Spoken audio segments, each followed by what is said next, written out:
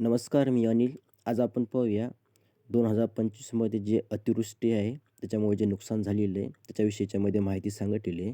तुम्ही जर हा जो जी-आर पाहत आहे, याच्यामध्ये दाखवत आहे आपल्याला, की नागपूर, वर्धा, चंद्रपूर, हिंगोली, सोलापूर या जिल्ह्यात जून 2025 ते ऑगस्ट 2025 या कालावधीत अ, अवकाळी पाऊस व अतिवृष्टी यामुळे जे नुकसान झाले, याच्याविषयी हा जी-आर मंजूर करण्यात आलेला आहे. हा निधी मंजूर करण्यात आलेला आहे.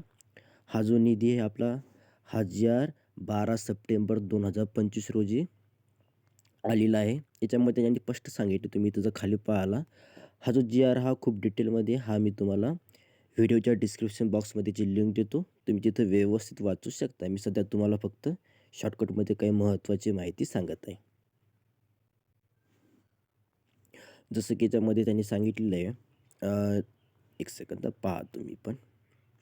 खरीप 2025साठी सांगितलेलं आहे यांनी आणि यांनी जी तारीख सांगितलेली जून 2025 ते ऑगस्ट 2025 या कालावधीमध्ये अवकाळी पाऊस व अतिवृष्टी याच्याविषयी हा निधी सांगितलेला आहे. हा निधी पूर्ण इथं अमाऊंट पण त्यांनी सांगितली 73,54,03,000 फक्त एवढा निधी मंजूर करण्यात आलेला आहे. जेव्हा हा जी-आर आला म्हणजे येणाऱ्या काही दिवसामध्ये हे शेतकऱ्याच्या खात्यामध्ये पैसे जमा होण्याची शक्यता आहे. आता कोण्या जिल्ह्यामध्ये किती वगैरे ही पूर्ण डिटेल माहिती यांनी सांगितली. जसं नागपूर विभागामध्ये नागपूर, वर्धा, चंद्रपूर, छत्रपती संभाजीनगरमध्ये हिंगोली हा एक जिल्हा आहे आणि पुणे विभागामध्ये सोलापूर. याच्यामध्ये माहिती सांगितली, किती शेतकरी बाधित झाले, त्यांचं हेक्टर किती झालं. असा हा पूर्ण जी-आर हा तुम्ही व्यवस्थित वाचू शकतो. असाच दुसरा एक जी-आर आहे, त्याच्याविषयी पण आपण माहिती पाहूया.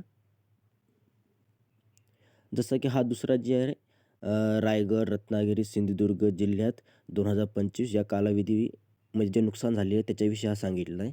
आता याच्या व्यतिरिक्त पण खूप सारे जिल्हे राहिले, त्याचा पण जी-आर लवकरात येऊ शकतो असं वाटत आहे. बघू आला की मी तुम्हाला सांगेल. तुम्ही हा जी-आर हे दोन्ही जी-आर मी तुम्हाला व्हिडिओच्या डिस्क्रिप्शन बॉक्समध्ये देतो. तिथं तुम्ही व्यवस्थित बघू शकता. पूर्ण डिटेल माहिती सांगितली. सध्या तरी एवढ्याच जिल्ह्याचे म्हणजे रायगड, रत्नागिरी, सिंधुदुर्ग आणि आदिर्ली जिल्हे अशा जवळपास 7 जिल्ह्याची विषयी माहिती सांगितली. किती नुकसान झाली ते सगळ्यांनी इथे व्यवस्थित दिलेलं आहे.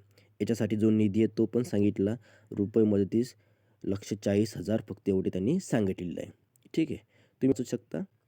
थँक जर नवीन जी-आर आला एखादा बाकी जिल्ह्यांसाठी ते मी तुम्हाला लवकरच सांगेल.